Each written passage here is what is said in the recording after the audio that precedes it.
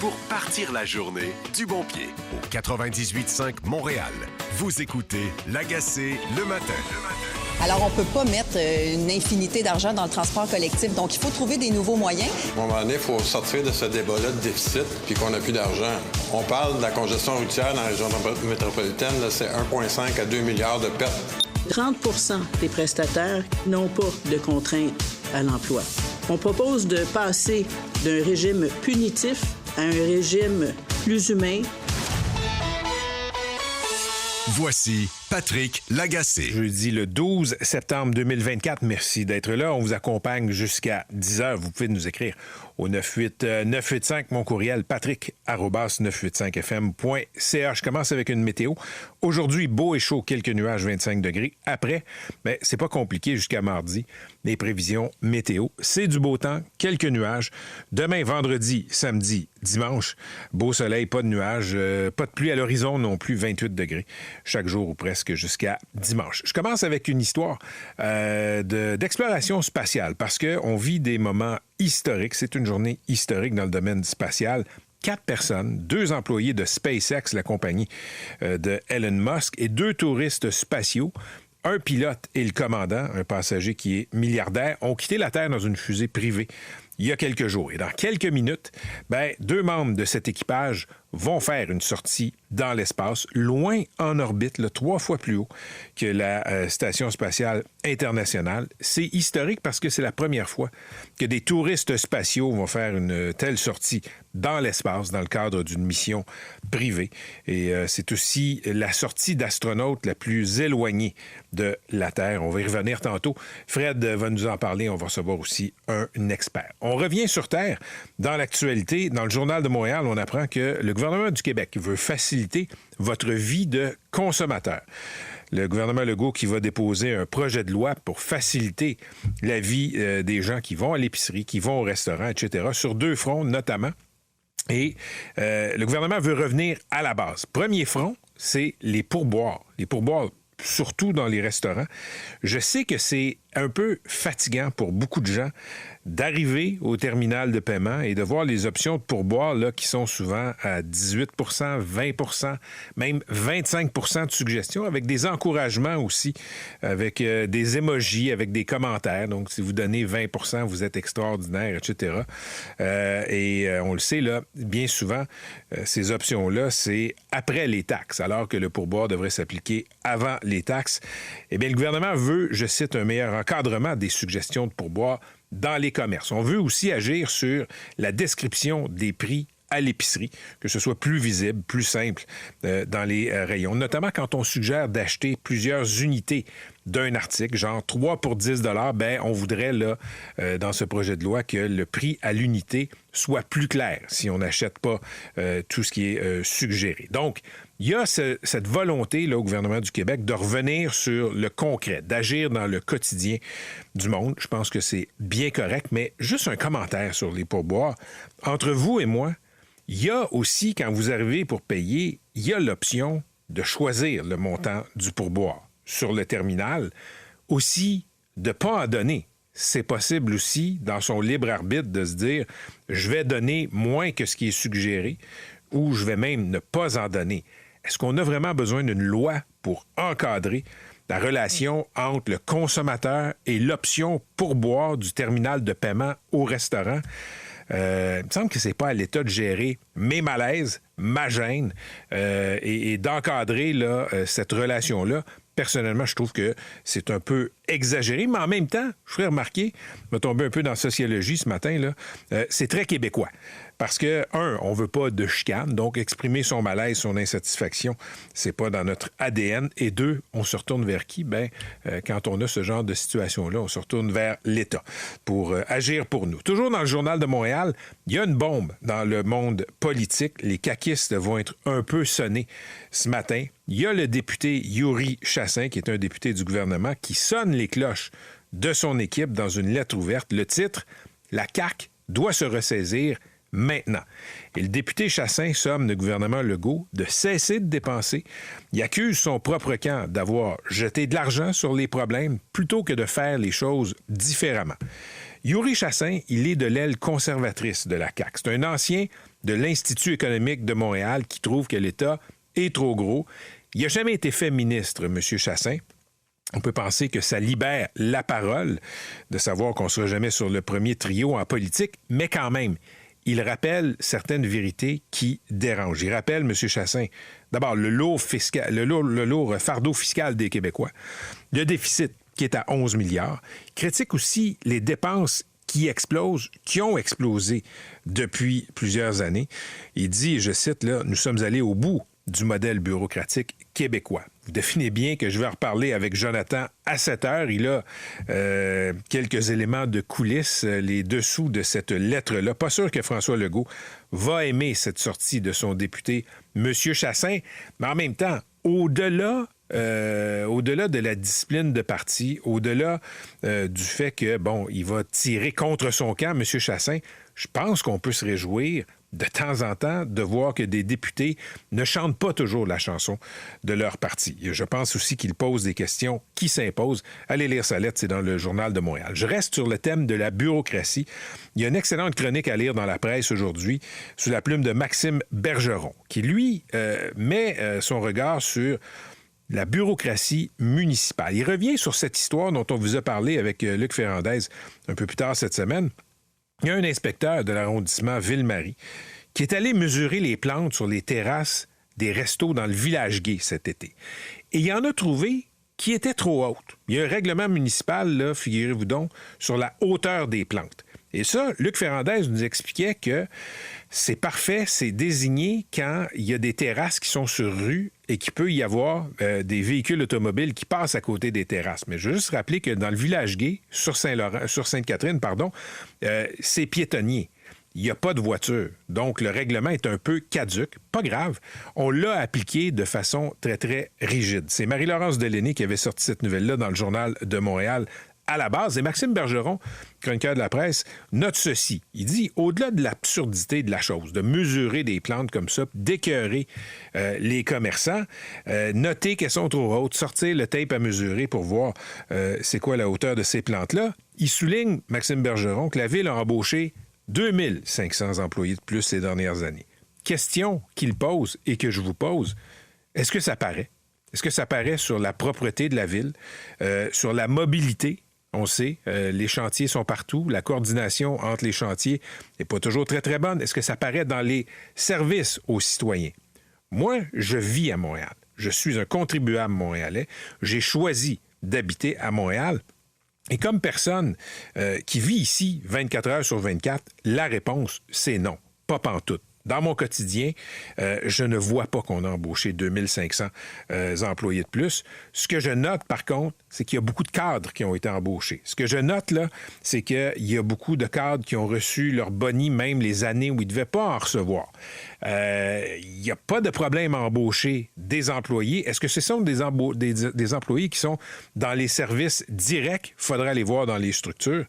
Et il faut rappeler aussi qu'au gouvernement du Québec, et là je rebondis sur ce que M. Chassin a dit, on a beaucoup embauché aussi dans les dernières années. On a embauché dans la fonction publique, mais aussi dans tout ce qui est parapublic. Je voyais dans le Journal de Montréal il n'y a pas longtemps, dans les cégeps, on a embauché beaucoup de cadres. Bref, pitcher de l'argent sur les problèmes, c'est vrai que c'est la chose facile à faire. Réorganiser, supprimer des programmes, supprimer des structures, les supprimer, là, pas juste les réorganiser, réaffecter des employés, avoir moins de boss et plus de bras sur le terrain, ça, c'est difficile. Dans la même veine ironique, disons, là, dans la presse, il y a une petite nouvelle. Les bibliothèques publiques de Rosemont vont supprimer l'heure du compte, vont supprimer des activités de bricolage. Pourquoi? Bien, parce qu'on manque de cash. Un mot sur le conflit de travail possible à Air Canada, possibilité de grève ou de lock-out. On en a parlé souvent à l'émission ces derniers temps. Là, la négociation entre Air Canada et les pilotes, ça ne va pas, ça ne va pas du tout.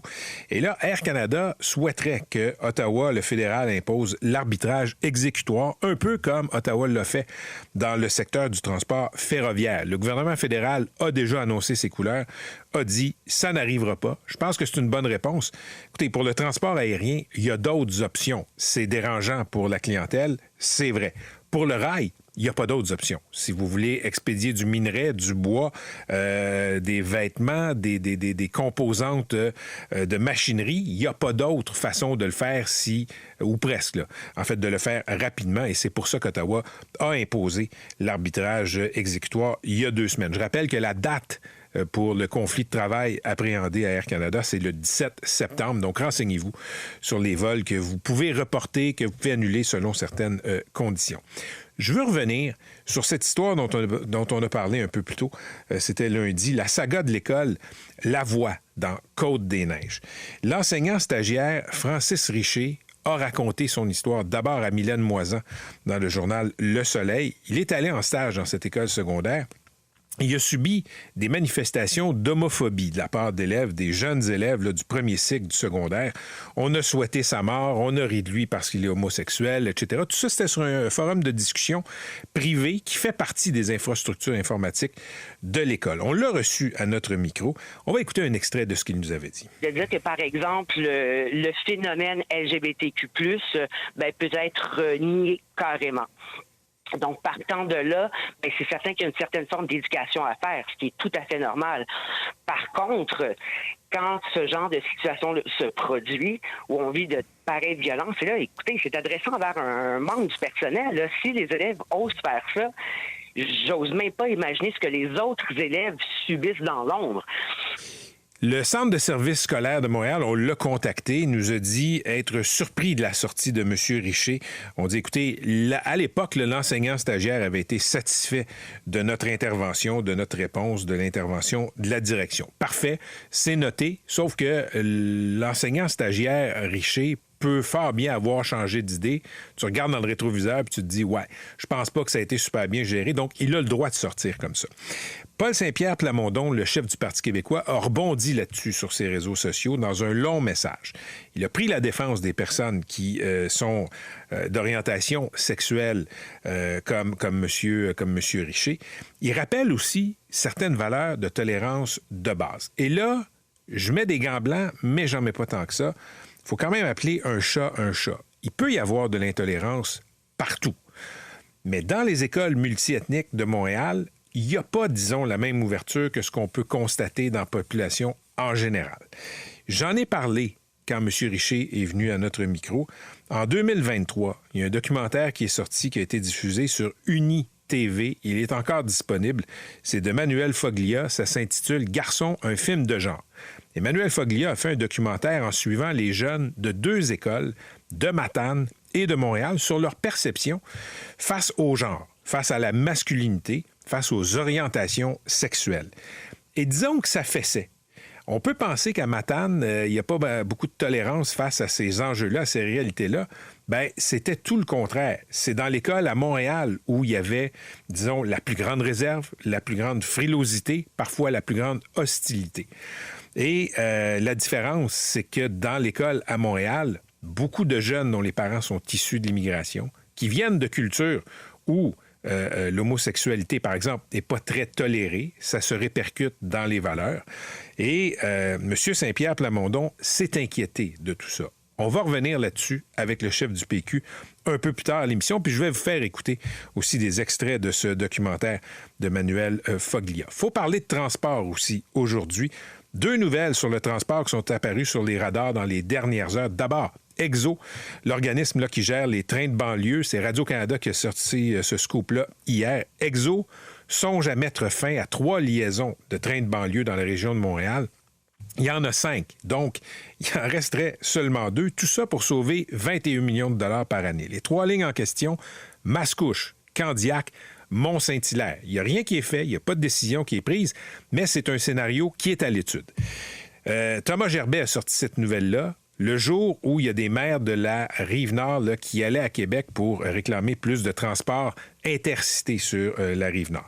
Et là, je regardais les trajets de ces 3 lignes en question, Mascouche, Candiac, Saint-Hilaire, Mont-Saint-Hilaire, vers Montréal. Je comprends que Mascouche, la ligne Mascouche est à 20 de son achalandage si on compare à 2020. Mont-Saint-Hilaire, c'est 35 Candiac, c'est 53 Mais il y a quand même des milliers de personnes qui prennent ces trains de banlieue pour aller à Montréal, revenir de Montréal. Si ces lignes de train sont sacrifiées selon le plan qui est à l'étude, là, ce serait des autobus qui pourraient desservir ces liaisons-là. C'est pas mal moins intéressant. Juste souligner une affaire, quand on regarde la carte, on est en territoire caquiste. On est en territoire caquiste solide. Je comprends que l'achalandage a baissé, mais il y a quand même encore des milliers de personnes qui prennent ces trains-là. Ça va être très intéressant de voir la réponse de la CAQ. Est-ce que la CAQ veut faire de tout ça un enjeu électoral? L'élection s'en vient dans 2 ans, mais il y a une partielle dans Terrebonne et la ligne Mascouche passe par Terrebonne. Il y a des questions qui vont se poser là-dessus. Je ne suis pas sûr que la CAQ va vouloir que pour 21 millions, ça devienne un enjeu, une épine dans leur pied. J'entendais tantôt Mme Guilbeault qui disait qu'il n'y a plus d'argent. C'était sa réponse au maire de la Couronne-Nord. Mais quand même, quand on y pense, aujourd'hui, en 2024, je comprends qu'il y a eu une baisse d'achalandage, mais si vous coupez la ligne au complet, il y en aura encore moins. Qu'est-ce que ces gens-là vont faire? On en parlait avec Stéphanie Gagnon tantôt. Il y a des gens qui ont décidé de s'établir dans certains quartiers en sachant qu'il y a un train de banlieue. Pour eux, c'était une certitude. Donc, il y a ça. Et si ces gens-là se font dépouiller de la ligne de train de banlieue, que vont-ils faire? Il y a fort à parier qu'ils vont prendre leur char. On parle de congestion, bien, ça va faire des milliers d'autos de plus qui vont converger vers Montréal. Deuxième histoire de transport public, je vous le disais, ce sont ces maires de la Côte-Nord, de la Couronne-Nord, pardon, là, qui ont mis le cap sur Québec hier. C'est un coup médiatique, il faut se le dire. Je voulais dire à la ministre Guilbeault, on veut du transport public, des autobus dans nos villes et entre nos villes, pas nécessairement pour aller à Montréal. Ça nous nuit au chapitre du développement économique. Bien, la mairesse, la ministre, pardon, vous l'avez entendu, Mme Guilbeault, qu'est-ce qu'elle a dit? Elle a dit, la caisse est vide, on a un déficit de 11 milliards, il y a des priorités. Et encore là, je le souligne, ce sont des maires de comtés principalement caquistes qui ont fait cette sortie-là. Ce qui va être intéressant dans le prochain cycle électoral, ça va être de voir, est-ce que le transport en commun, c'est un enjeu qui peut faire bouger l'aiguille électorale? On en parle beaucoup, les gens en veulent, mais est-ce que c'est à ce point concret dans la vie des gens pour qu'ils votent d'un côté ou de l'autre? Juste rappeler que sur l'environnement, on dit que c'est une priorité, mais je n'ai pas encore vu un gouvernement au Canada qui a été élu ou qui a été battu dans les provinces ou au fédéral sur la question de l'environnement. Tant qu'à être sur les enjeux de transport, je souligne qu'à Québec, le maire Marchand a tranché, il était avec nous lundi dernier, disait qu'il réfléchissait encore à la question de la taxe sur l'immatriculation. C'était à 30 $ par année depuis des années. Il va l'augmenter à 90 $ par année, donc 3 fois plus. En termes de pourcentage, c'est une plus grosse hausse que ce que les gens de la communauté métropolitaine de Montréal ont imposé. On le sait, au printemps, c'est passé de 59 $ à 150 $ à compter du 1er janvier 2025. On reste sur les routes. Bilan autoroutier à Montréal, c'est dans la presse aujourd'hui, bien, ça s'aggrave. Le SPVM qui a publié des chiffres, là, on dénombre cette année, en 2024, 14 décès dans les rues de Montréal contre 11 à pareille date l'an dernier. Quand on dit que c'est de plus en plus dangereux pour les piétons sur les routes, de plus en plus dangereux pour les piétons à Montréal, ça se vérifie dans les statistiques. Et pour les blessés graves dans les 6 premiers mois de l'année, 74 blessés graves contre 47 en 2023 à la même période. C'est pas le double, mais c'est pas loin d'être le double. On a aussi une hausse importante des cas d'arrestation pour de la conduite dangereuse. Sinon, il y a le gouvernement du Québec, Mme Chantal Rouleau, ministre de la Solidarité sociale, qui veut pousser des assistés sociaux à travailler. On estime là que des ajustements au programme Objectif Emploi pourraient pousser entre 7 000 et 8 000 prestataires de l'aide sociale à retourner sur le marché du travail. Dernier papier dont je veux vous parler, c'est dans la presse à la une aujourd'hui. Autre histoire de cohabitation difficile entre des sans-abri et des résidents. Donc là, on parle d'une histoire épouvantable. Il y a un centre d'aide aux itinérants de Hochelaga-Maisonneuve qui est sur le même terrain qu'une garderie. Peut-être pas une super bonne idée d'avoir ces deux types de services là, en grande proximité comme ça. Et il y a une mère qui témoigne. Elle a appelé au 911. Elle marchait sur le trottoir avec son enfant de 4 ans, son fils de 4 ans, et se sont fait cracher dessus par un itinérant. Le petit en a reçu aussi. Désolé si vous êtes en train de déjeuner, mais c'est ça la réalité dans certains quartiers de Montréal où il y a des centres pour sans-abri. Bien, elle a appelé la police. Le type a été arrêté. Le centre d'aide aux itinérants lui dit, écoutez, on l'a expulsé, ce gars-là. il n'est plus dans notre centre, sauf que il continue à se tenir pas loin et ça a dérapé comme ça. Et pendant ce temps-là, toujours dans la presse, il y a M. Robert Baudry de l'équipe de Mme Plante qui nous explique qu'il faut accepter qu'il y a des centres de sans-abri un peu partout, qui soient répartis un peu partout sur l'île, qui nous dit qu'il faut accepter de voir la pauvreté, la détresse, etc., etc. C'est le même discours, toujours le même. Ça existe, il ne faut pas détourner le regard. Écoutez, c'est un beau principe en théorie. J'ai bien hâte de voir. Je parlais d'échéance électorale pour le transport en 2026 au Québec. Il y a une élection municipale en 2025. Un peu partout à Montréal, il y a un ras-le-bol. Les gens comprennent la détresse humaine. Les gens trouvent ça moins drôle quand la détresse humaine vient déféquer sur leur balcon, quand les enfants se font cracher dessus. Et il y aura peut-être aussi pour Projet Montréal un certain réveil aux élections. On verra si c'est à ce point important dans la vie des Montréalais pour influencer leur vote. Merci d'être là. Fais m'écrire. 985 courriel Patrick @985fm.ca. Toujours bien informé. Au 98.5 Montréal. Voici Patrick Lagacé. L'histoire de Francis Richer, là, qui est étudiant en enseignement, continue de faire réagir. Il était sur nos ondes un peu plus tôt cette semaine. Francis Richer est homosexuel. Il est étudiant en enseignement. Il faisait un stage dans une école qui s'appelle La Voie. C'est une école dans Côte-des-Neiges, une école multiethnique. Il a été victime de quolibets homophobes, victime de menaces aussi. Tout ça se passait sur un site de discussion privé qui est rattaché à l'infrastructure informatique de l'école. Il a pris connaissance de ça. Il s'est plaint. Il y a eu réponse de l'école. Il l'a dit publiquement dans une chronique, d'abord, de Mylène Moisan dans Le Soleil. Ce n'était pas une réponse qui était adéquate, selon lui, de la part des autorités de son école secondaire. Il s'est senti très mal de ce qui s'est passé. C'est pour ça qu'il a fait une sortie publique. Paul Saint-Pierre Plamondon, le chef du Parti québécois, a réagi à ces propos-là sur ses réseaux sociaux. Il est au bout du fil. Monsieur Saint-Pierre Plamondon, bonjour. Bonjour. Qu'est-ce qui vous a frappé dans l'histoire de Francis Richer? Qu'est-ce qui vous a poussé à réagir? Le niveau de haine. Donc, Francis le gay va mourir. Fuck les gays, I hope they die. Vive les génocides envers les LGBTQ. Donc, c'est un niveau de haine et de menace à la sécurité de l'enseignant qui ne peut pas être plus élevé que ça.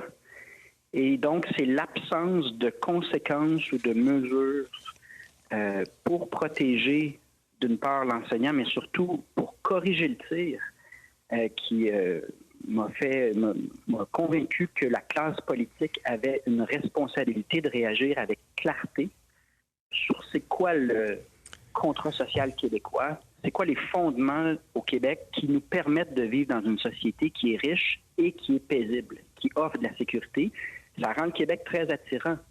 Mais à l'évidence, l'école, en ce moment, ne réussit pas à véhiculer ces valeurs-là. Puis si ni la police ni l'école semblent déterminés à réitérer c'est quoi un citoyen au Québec, peu importe nos différences individuelles, si on n'est plus capable de garantir la sécurité et le respect envers des personnes simplement en raison de leurs différences sur le plan sexuel ou n'importe quelle autre différence, on a un sérieux problème. Donc, je me sentais la responsabilité d'intervenir et de tracer une ligne claire sur ce qui n'est pas acceptable au Québec en toutes circonstances. Je l'ai souligné, M. Saint-Pierre Plamondon, quand Francis Richer est venu à notre micro. C'est une école dans un quartier multiethnique. Et si on parle à des enseignants un peu partout au Québec, il y a toutes sortes de problèmes dans toutes sortes d'écoles. Dans les écoles où il y a des enfants de nouveaux arrivants, ce qu'on note, c'est une sorte de régression. C'est-à-dire que l'homophobie, le discours vraiment revanchard sur l'identité sexuelle, etc., l'orientation sexuelle, ça a pas mal plus de droiticité. J'ai pas vu beaucoup de réactions, à part la vôtre. Monsieur Drainville, on l'a invité à venir nous parler. Il n'a pas voulu, il a fait une courte déclaration là-dessus. Est-ce qu'il y a dans la classe politique, d'après vous, une sorte de frilosité parce que ce sont des enfants d'immigrants? Fort probablement. Il y a aussi du côté de la CAQ, tout simplement, la volonté que les problèmes ne paraissent pas. Là. Il y a une façon de gouverner à la CAQ en fonction de l'image, où est-ce que si ce n'est pas des communications à leur avantage, souvent on les voit disparaître. Faut rappeler que la paix sociale, nous on le prend pour acquis au Québec, mais c'est pas le cas dans la majorité des pays dans le monde. Et dans plusieurs pays dans le monde, l'intolérance et la haine envers des individus en raison de leurs différences sur le plan de l'orientation sexuelle, c'est la norme. Donc, si nos écoles ne sont plus capables d'intégrer au sens du français puis de la culture, certes, mais intégrer sur le plan de ce qui constitue la citoyenneté québécoise, ce qui, au Québec, inclut clairement le respect et la sécurité de tous les individus, on va avoir de sérieux enjeux et là, c'est pour ça que dans mon message, je parle de mixité dans les classes. Plus de 100 écoles à Montréal ont au moins le 3/4 de leurs élèves qui sont pas nés au Québec. Donc, ça pose cette question-là. Comment intégrer dans le contrat social québécois, dans notre culture de paix sociale, s'il n'y a pas de mixité? Puis je fais référence à un article dans la presse là, qui démontre aussi que, finalement, les écoles développent une homogénéité où une communauté ethnoculturelle ou religieuse devient très, très dominante, en plus que le Québec, en termes de culture et de langue, est de moins en moins représenté parce que les changements démographiques sur le plan d'immigration ont été très saccadés, très, très soudains. Et là, bien, clairement, il y a un problème de planification de l'intégration. Et je pense qu'il faut le soulever sans pointer du doigt en disant qu'est-ce qu'on fait pour que ce qu'on a réussi au Québec puis ce qui garantit notre paix sociale, bien, on réussisse à le transmettre aux nouveaux Québécois et que ce soit ça l'intégration. Moi, de ce que j'ai vu du cas de M. Richer, c'est qu'on a un problème à ce niveau-là. Là. Nos écoles ne sont pas capables d'intégrer. Il faut nommer la discussion, même s'il y a des politiciens, je note le silence de Québec solidaire sur cette question-là à date. Oui, ça peut créer un malaise, mais on a la responsabilité d'initier ce dialogue-là. Si on tient à nos acquis, puis si on tient à notre richesse et à notre sécurité au Québec, il y a des raisons pourquoi le Québec s'est distingué sur le plan de la paix sociale et de la richesse, puis il faut maintenir ces principes-là. Quand j'ai reçu Francis Richer, après l'entrevue, j'ai parlé d'un documentaire qui a été réalisé par Manuel Foglia. Ça a été diffusé sur UniTV et les gens peuvent aller le regarder. C'est encore sur le site de UniTV. Il a suivi 2 écoles secondaires pour explorer les questions de genre, les questions de masculinité, et une école secondaire à Matane, une école secondaire à Montréal. Et c'est à Montréal que les jeunes étaient plus intolérants face à ces diversités. Je vous invite, M. Saint-Pierre Plamondon, à écouter un extrait. C'est un intervenant social dans l'école qui parle justement des questions LGBTQ. Il y a beaucoup d'homophobie, transphobie à l'école. C'est quelque chose qui est très peu accepté. On le voit chez plusieurs élèves. On le voit encore plus chez plusieurs parents qui vont appeler à l'école, qui vont appeler à la commission scolaire, simplement parce qu'à l'Intercom, on a annoncé que ce midi, il allait avoir une rencontre de l'Alliance LGBT. C'est fou quand même. Encore là, je pense qu'on a peur de la distributrice à condom, tu sais, en pensant que tout le monde va coucher avec tout le monde, tout d'un coup. Vous disiez, M. Saint-Pierre Plamondon, qu'il y a peut-être une frilosité. Comment on fait comprendre à des enfants d'immigrants qui ont grandi dans d'autres cultures qu'ici, c'est pas acceptable l'homophobie, c'est pas acceptable la transphobie, c'est pas acceptable de jeter l'anathème sur ces communautés, sur ces individus? Vous me permettrez une réponse nuancée parce que c'est compliqué. Premièrement, l'homophobie, c'est pas que les immigrants, là, donc évidemment, ce sera toujours un enjeu. Moi, on a déjà eu une discussion très animée, vous et moi, sur ce que je qualifie de théorie de gauche radicale. Je vous donne des exemples, là, parce que les parents ont le droit d'avoir des inconforts ou de l'exprimer de manière démocratique là, lorsqu'on interpelle des enfants de 5 ans pour leur demander s'ils sont une fille ou un garçon, puis ça dépend de comment ils se sentent. Lorsque les manuels du ministère de l'Éducation recommandent d'explorer l'identité de genre entre 3 et 7 ans, je pense qu'il y a une dérive dans ce qu'on enseigne, ou à tout le moins, il n'y a pas eu de débat démocratique avant de changer le vocabulaire, d'introduire l'écriture inclusive, d'introduire toutes sortes de nouveaux concepts. Et moi, je peux comprendre que ce soit des parents issus de l'immigration ou des parents qui sont nés au Québec, je peux comprendre en ce moment qu'il y a un malaise. Et moi, je pense qu'on ferait mieux de débattre de ces questions-là de manière ouverte. Ça créerait moins de tension. Je crois à la démocratie sur cette question-là. Mais dans le cas de Francis Richer, on est complètement ailleurs. On n'est pas dans le débat démocratique de qu'est-ce qu'on enseigne pas et à quel âge. On est dans « on a vu que tu es différent et on souhaite ta mort ». Et là, moi, je comprends pas pourquoi, comme société, on est... En tout cas, je me prends sur moi que, comme société, on soit ultra clair et ultra ferme. On peut avoir des désaccords sur le sens de la religion, sur la philosophie. On peut discuter de ce qui est enseigné ou non, de ce qui est de la science versus ce qui est de l'idéologie.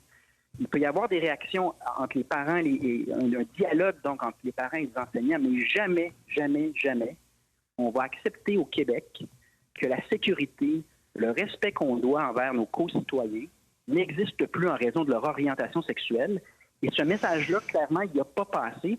D'ailleurs, dans le documentaire auquel vous faites référence, les jeunes de Matane, ils ont 14 ans, puis ils débarquent, puis ils se font traiter de racistes et de colonisateurs, ils se font insulter par les élèves de Montréal issus de l'immigration. Donc, moi, je pense qu'il y a certaines dérives là, dans ce qu'on enseigne, notamment des pamphlets où est-ce qu'on dit que que le racisme, c'est seulement le fait des Blancs vis-à-vis des gens de couleur, puis que s'il y a des inégalités sociales, c'est forcément parce que la société d'accueil, elle est raciste. Bref, il y a une réflexion à faire sur ce qu'on enseigne, puis ce qu'on ne devrait pas enseigner parce que c'est pas de la science dans les écoles.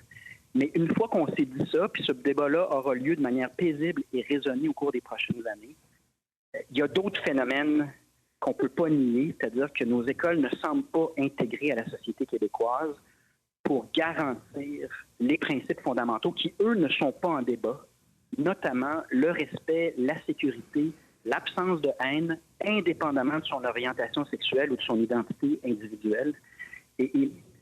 Moi, je voulais juste que ce soit clair, puis je comprends pas, puis là, je comprends maintenant que les autorités s'activent, mais si le ministre, la police, puis l'école font rien, puis il n'y a aucune conséquence pour personne parmi les élèves ou les parents avec les menaces de mort que je viens de vous lire, on a un fichu problème comme société de mettre nos culottes sur ce qui est fondamental pour notre avenir. Puis c'est dans l'intérêt de tout le monde, y compris les immigrants de première génération qui sont venus chercher au Québec une paix sociale, une prospérité. Les fondamentaux de pourquoi on a une paix sociale, on ne peut pas les abandonner en chemin. Le message est passé. Merci d'avoir été avec nous. Bonne journée. Bonne journée.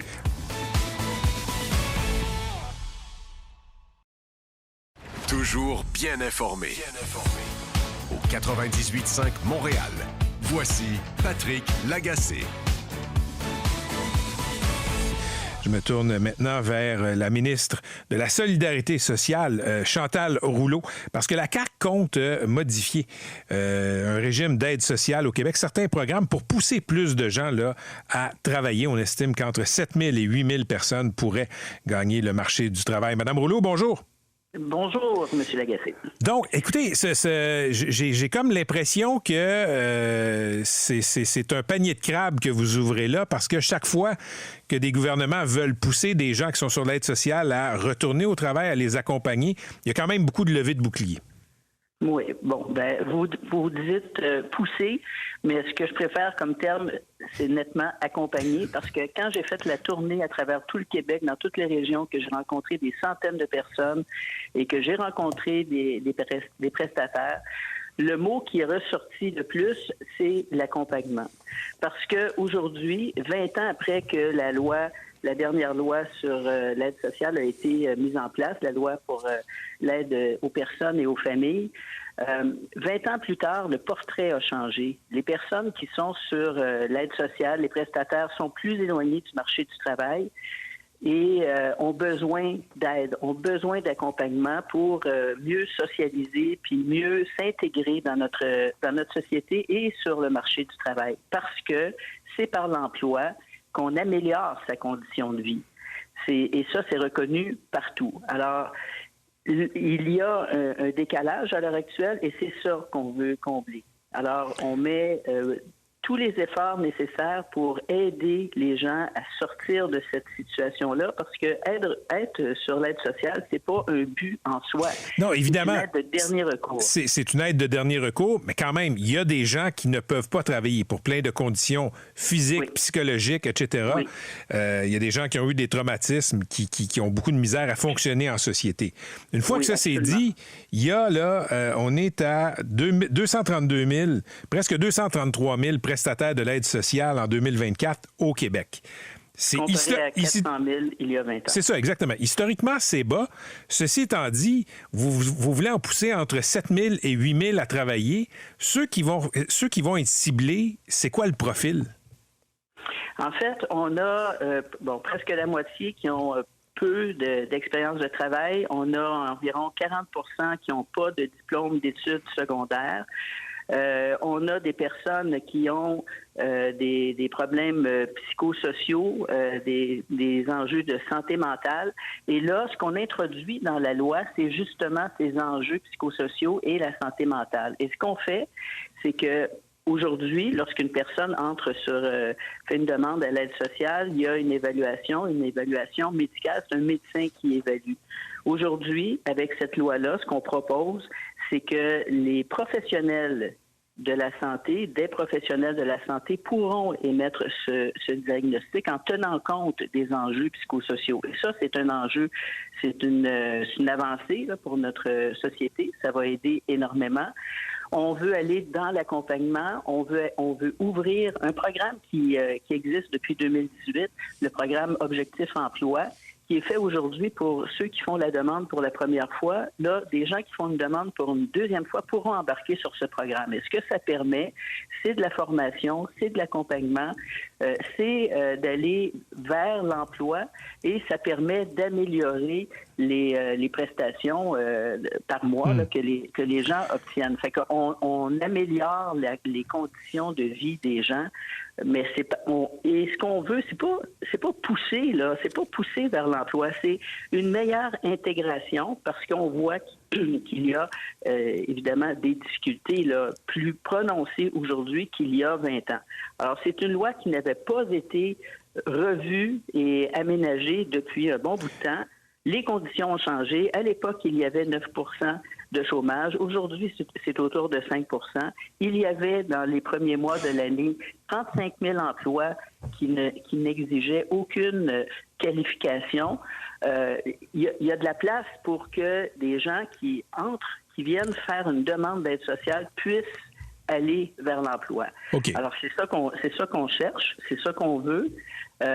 Et ce que je peux vous dire, c'est qu'à l'heure actuelle, là, c'est salué par beaucoup de monde. Mais il y a quand même des organismes là, comme le collectif de la lutte à la pauvreté qui est pas avec vous là-dessus. Je veux vous entraîner, Mme Rouleau, sur 2 autres sujets, si vous permettez.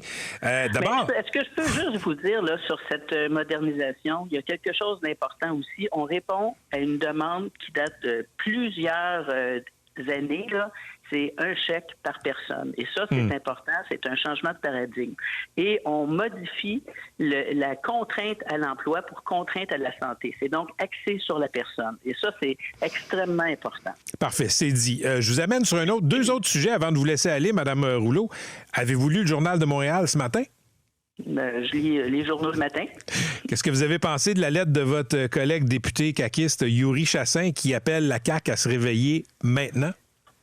Yuri, je le connais, on se parle souvent. C'est un gars qui a des idées très, disons, il est très rigoureux. Alors, je le laisse aller, c'est à lui à s'exprimer sur ce qu'il a à dire. Et comment vous avez réagi quand même en voyant quelqu'un de la grande famille caquiste envoyer une lettre comme ça où on critique les dépenses du gouvernement? On dit que la CAQ a perdu sa boussole. Ça a quand même dû vous surprendre un peu? Je vous ramène au projet de loi que je viens de déposer où justement on va fusionner des programmes, on va réduire la bureaucratie, on va réduire le nombre de formulaires, on va faciliter l'accès pour des gens pour qui c'était difficile d'avoir accès à l'aide sociale. Alors, Il y a Bien joué, bonne réponse. On agit. Bonne réponse, Mme Rouleau. L'autre truc sur lequel je veux vous entendre, c'est le scénario qui est envisagé par l'Autorité régionale de transport métropolitain de couper potentiellement 3 lignes de train de banlieue, dont une, celle de Mascouche, qui passe un petit peu au nord de votre circonscription de Pointe-aux-Trembles. Ça va affecter certains de vos concitoyens, ça. Oui. En fait, ce qu'on en sait jusqu'à maintenant, là, il n'y a aucune demande au gouvernement qui a été faite, il n'y a aucun projet qui a été présenté au gouvernement. Il y a des différents scénarios qui sont évalués par la RTM. C'est le conseil d'administration qui va prendre des décisions. Mais êtes-vous en faveur de ça, comme député de l'Est de Montréal? Je doute fortement qu'on coupe ce train de l'Est qui est quand même important. Il y a des enjeux avec le train de l'Est qu'on connaît, mais il n'est pas question pour nous de couper le train de l'Est. Donc, traduction, vous ne laisserez pas la RTM faire ça? Non. Parfait. Non, visiblement, non. Merci, Mme Rouleau. Je souhaite une bonne journée. Merci beaucoup. Chantal Rouleau, la ministre caquiste de la Solidarité sociale. Back at home, we all have a lot of work to do, but from here, Earth sure looks like a perfect world.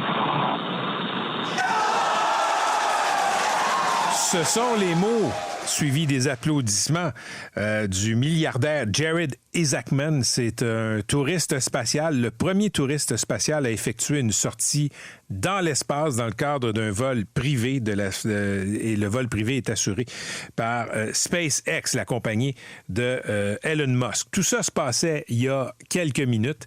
Ça se passait à une altitude 3 fois plus élevée que l'orbite de la Station spatiale internationale. 4 astronautes à bord de ce vaisseau spatial. Ce qu'il a dit, M. Isaacman, c'est, vous l'avez peut-être un peu entendu, là, mais je vais traduire, c'était pas très bon comme son. À la maison, on sait qu'on a beaucoup de travail à faire, mais d'où je suis, d'où je regarde la Terre, ça ressemble à un monde parfait. Frédéric Pelletier est spécialiste en aérospatial, ancien navigateur en chef pour la NASA. Monsieur Pelletier, bonjour. Bonjour, M. Lagacé. C'est historique ce qui s'est passé ce matin, il y a quelques minutes, là. Ben oui, tout à fait. C'est le premier vol privé qui fait une sortie dans l'espace. D'habitude, quand on fait une sortie dans l'espace, on est un astronaute rattaché à un programme national. Effectivement, la NASA ou les Européens ou les Russes ont fait ça. Les Chinois, c'est la première fois que c'est le privé qui fait ça. C'est exceptionnel parce que ça l'ouvre la porte vers un nouveau monde, selon moi. C'est pas juste de la science-fiction, là, ça se passe pour de vrai. Puis même si c'est des milliardaires présentement qui financent le tout puis qui le font, ça augure bien pour les générations futures. Ça augure bien de quelle façon? Pensez-vous que ça va devenir usuel d'aller dans l'espace? Ben, je pense que oui, en autant que ça reste sécuritaire puis qu'il n'y ait pas d'accident, mais même s'il y en a, c'est la destinée humaine, je crois, d'explorer. Puis on voit qu'il se développe la technologie à la vitesse de la lumière. Selon moi, là, ce qui se passe, c'est phénoménal. Monsieur Pelletier, vous avez dit, là, ce sont seulement des astronautes reliés à des programmes nationaux qui l'avaient fait autour de différents engins, la navette spatiale, la Station spatiale internationale. Là, ce qu'on a vu aujourd'hui, même si c'est un exploit, est-ce que techniquement, avec l'état des connaissances, c'est à ce point compliqué? Ça reste toujours très compliqué, le voyage spatial. On ne peut rien prendre pour acquis. Au niveau de la sécurité, il y a un nouvel enjeu qui se dessine. Là. Ben, en fait, il est là, mais le monde ne s'en rend pas tellement compte. C'est les débris spatiaux, un monde dans lequel je travaille. De protéger les astronautes et les enjeux spatiaux à ces débris-là va constamment mettre l'humain au défi de rester innovateur pour se protéger. S'il était arrivé un pépin à ces astronautes-là, il n'y a quand même pas de plan B, il n'y a pas de plan de secours. Là. Si le câble pète ce matin, le pauvre astronaute milliardaire, c'en est fait de lui. Là. Oui, mais ce que j'ai compris, c'est qu'ils sont allés de façon prudente et petit à petit, si tu veux, ils sont restés attachés le demi-corps sorti juste pour tester la combinaison spatiale qui c'était l'objectif de la mission. Là. Et probablement que de petit à petit, ils vont pouvoir faire des missions plus détaillées, plus compliquées. Fait que effectivement, s'il y avait eu un gros pépin, on pourrait parler d'une catastrophe. L'espace, c'est le risque à prendre. Monsieur Pelletier, vous me permettrez d'être un petit peu plus, superficiel pour la dernière question. Vous avez travaillé pour la NASA, vous avez été navigateur en chef. On voit les combinaisons des astronautes de la NASA et autres qui sont énormes, qui sont très... ça n'a pas l'air d'être hyper confortable. Là, les astronautes de SpaceX... Ils ont l'air d'être dans un film de science-fiction. Ça a quasiment l'air d'être à la mode, leur combinaison. Avez-vous trouvé ça pas mal cute? Bonne question. Je pense que ça fait partie du plan de mettre ça attrayant puis futuristique. C'est un peu comme les Tesla d'Elon Musk. On les achète parce qu'ils sont cool. C'est ça qui se passe. C'est comme ça que je vois ça. Mais je doute pas qu'ils sont un peu inconfortables parce qu'il faut qu'ils protègent bien l'humain de tous les problèmes possibles. Peut-être que ça va inspirer la NASA pour les prochains costumes. Merci d'avoir été avec nous, M. Pelletier. Je vous souhaite une excellente journée. Ça fait plaisir. Au revoir. À la prochaine. Frédéric Pelletier est un spécialiste en aérospatial, ancien navigateur en chef pour la NASA.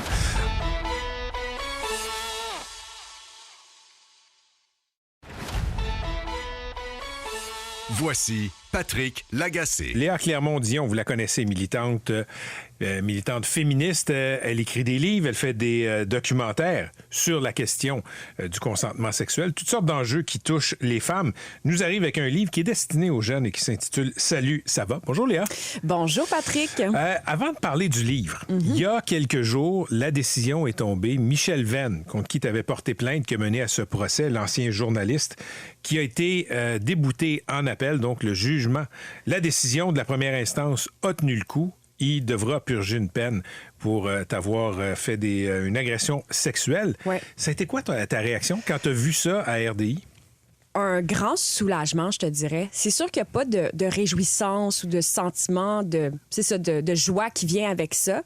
Par contre, soulagé que ça soit terminé parce qu'il faut mettre en contexte les gens. Moi, j'ai porté plainte donc en 2017, il y a quelques années de ça.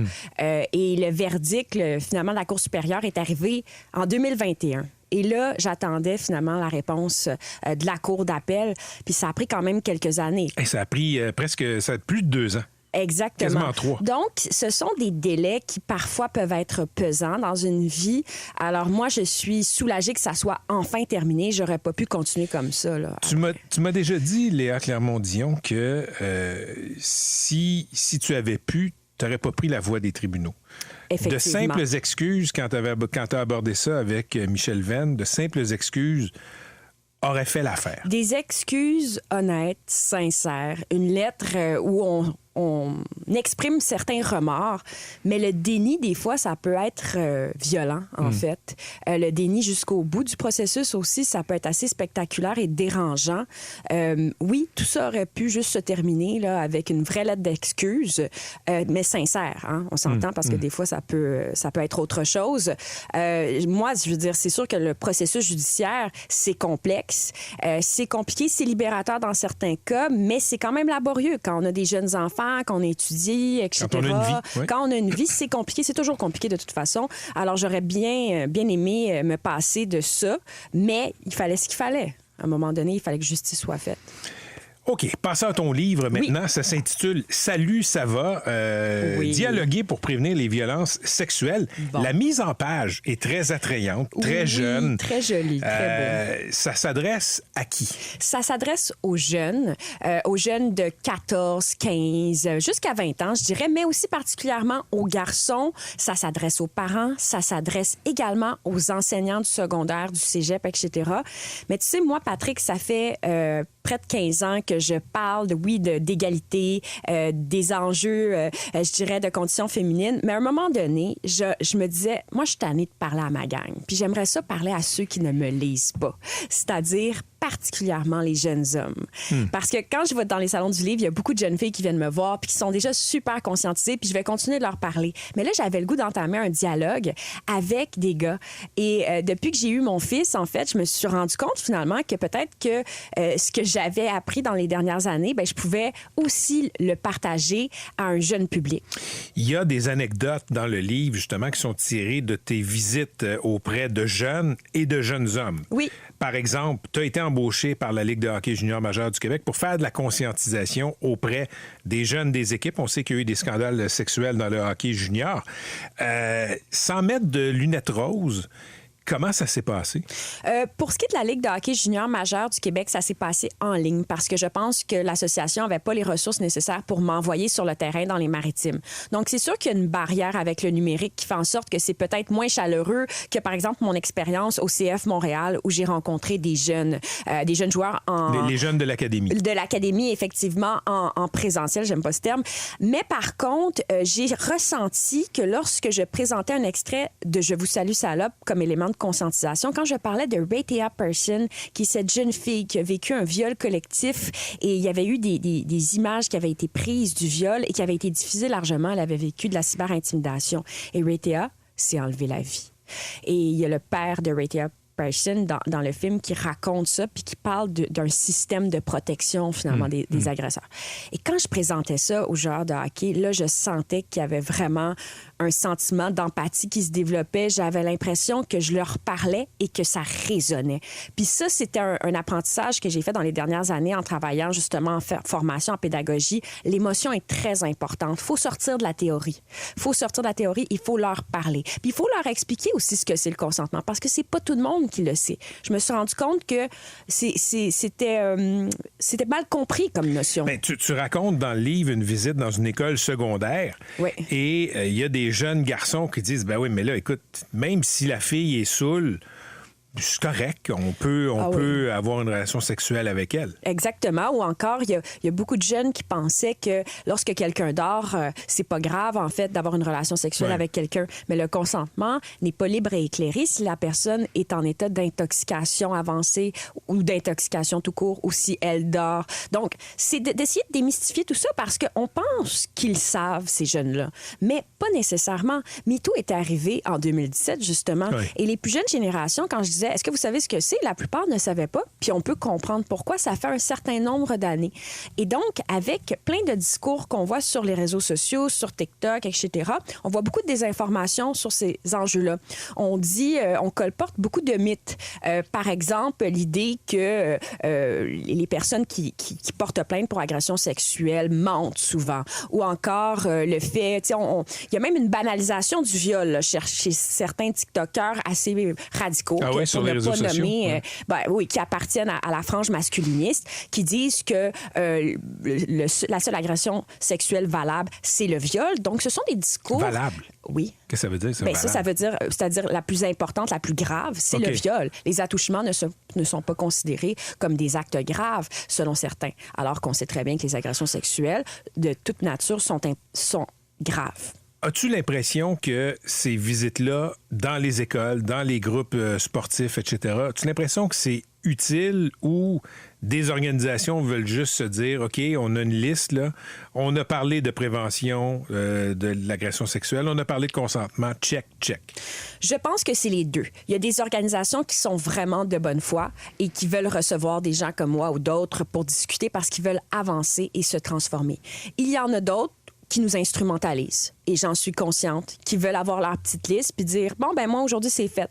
Mais si les coachs, si la direction de l'organisation est pas consciente elle-même de ces enjeux-là, comment est-ce que tu veux changer une culture? Alors, tu sais, moi, après Hockey Canada, tout ce qui s'est passé, j'ai trouvé ça... Le scandale du viol collectif à London, là. Ouais. Oui, puis je veux dire, le fond des agresseurs, on appelle ça le fond des agresseurs, un fonds d'impunité qui était, utilisé pour, disons, couvrir... Pour régler des problèmes en douce. Oui, exactement. Moi, j'ai trouvé que c'était vraiment choquant comme situation. Puis, tu sais, justement, moi, quand j'ai vu tout ça, je me suis dit, je peux pas rester assise dans mon salon à rien faire. Il faut agir. Je me suis rendue à la Chambre des communes. Les députés conservateurs dormaient quand je parlais parce qu'ils m'avaient invité sur le comité de conditions féminines dans le sport. Et, tu sais, il y en a qui dormaient. Je me disais, voyons, c'est un vrai enjeu. Il faut travailler. Il faut agir. Sinon, pourquoi est-ce qu'on agit seulement quand il y a eu le scandale, quand l'acte est arrivé? C'est possible de prendre ces jeunes-là puis leur expliquer le consentement. Moi, je pense que c'est possible de prévenir des viols collectifs. Léa Clermont-Dion, merci. Bravo pour ce que tu fais. Le livre s'intitule « Salut, ça va ». Ça s'adresse aux jeunes, surtout aux jeunes gars. C'est une invitation au dialogue, je tiens à dire, et un dialogue non culpabilisateur. On est dans l'ouverture, il faut se parler. Pour l'avoir lu, ce sont les mots exacts. Merci beaucoup, cher Léa. On va y aller maintenant sur un thème un peu plus léger. Il y a un mystère qui a été résolu. C'est un mystère qui a confondu beaucoup de gens à Ottawa parce que au Château Laurier, qui est un hôtel célèbre d'Ottawa, de la capitale fédérale, il y a une photo de Winston Churchill qui a été volée. On s'en est rendu compte en 2022. Et quand je dis que c'est une photo célèbre, c'est une des photos les plus célèbres de l'ancien premier ministre britannique qui avait mené les Alliés pendant la Deuxième Guerre mondiale. Une photo qui a été prise par le Canadien Youssouf Karch, qui avait lui-même donné cette photo-là au Château Laurier. La photo, le tableau, si on veut, a été retrouvé tout récemment, très, très loin d'Ottawa. Michel Prévost est président de la Société d'histoire de l'Outaouais. Il est au bout du fil. Monsieur Prévost, bonjour. Bonjour, M. Lagacé. Bon, expliquez-moi d'abord, là, qu'est-ce qui s'est passé avec la photo de Winston Churchill prise par Youssouf Karch? Elle a été volée au Château Laurier. Oui, et on ne sait pas quelle journée exactement, mais ça s'est passé pendant le temps des fêtes en 2001, entre le 2021.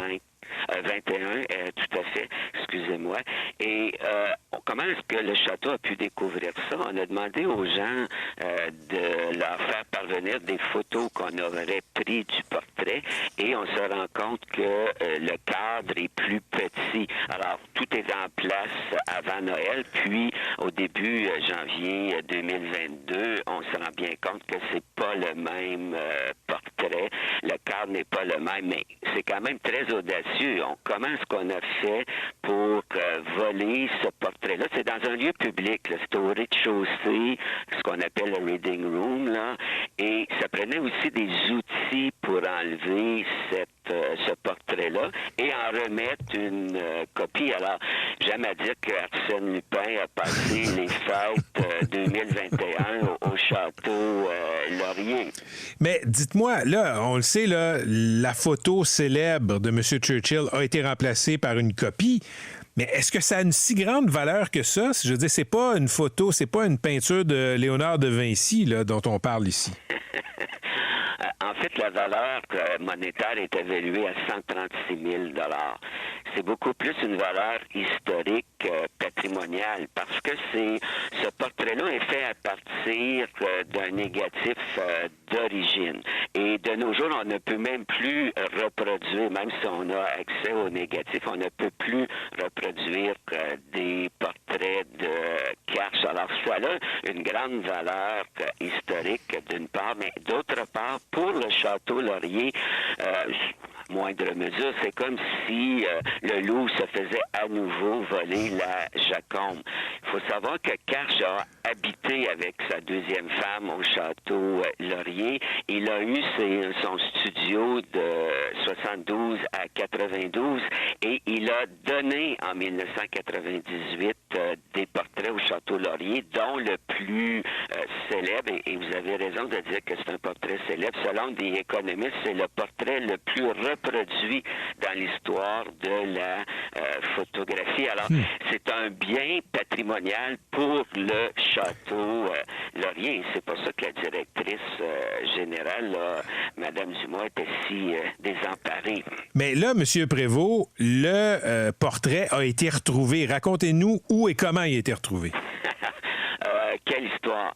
En fait, ça a été vendu à une vente aux enchères chez Sotheby's à Londres. C'est un Italien de Gênes qui l'a acheté. Mais à l'époque, on ne savait pas que le portrait avait été volé parce que ce n'est qu'au mois d'août, 6 mois plus tard, plus de 6 mois plus tard, qu'on s'est rendu compte que le portrait avait été volé. Alors, à Londres, quand il y a eu les enchères, il n'y avait aucune façon de savoir que le portrait a été volé. Là, comment est-ce qu'on a retrouvé? En fait, c'est une enquête internationale. La police d'Ottawa a remercié la police métropolitaine de Londres et selon la police d'Ottawa, c'est une des enquêtes les plus compliquées qu'ils ont menées à ce jour. On n'a pas les détails. on va en savoir plus le 19 septembre, parce qu'il y a 2 policiers d'Ottawa qui vont aller en Italie, à Rome, et il va y avoir une cérémonie de remise, et on nous dit que là, on va avoir plus d'explications. Tant qu'au coupable, il y a une ordonnance de non-publication, mais on sait qu'il est accusé de vol, de recel. Alors, on approche là, tout ce qu'on sait pour l'instant. C'est un citoyen de North Bay, en Ontario, et on n'a pas d'autres détails. Alors, la saga continue, mais cela dit, plus le temps passait, plus les études nous démontrent que les chances de retrouver une œuvre d'art comme ça, ça m'ennuisait. Alors, c'est vraiment une grande surprise et qu'on ait pu retracer ce fameux portrait de Winston Churchill. Donc, tout est bien qui finit bien. Le Arsène Lupin de North Bay a été pris la main dans le sac. Merci d'avoir été avec nous, M. Churchill. Je vous souhaite une bonne journée. Monsieur Churchill, je peux pas croire que j'ai dit ça, M. Prévost. Au revoir. Merci, salut. C'était Michel Prévost, président de la Société d'histoire de l'Outaouais. Toute une saga. Vous pouvez lire ça dans les médias de l'Outaouais. Donc, le portrait de Winston Churchill qui avait été volé au Château Laurier en 2022 a été retrouvé.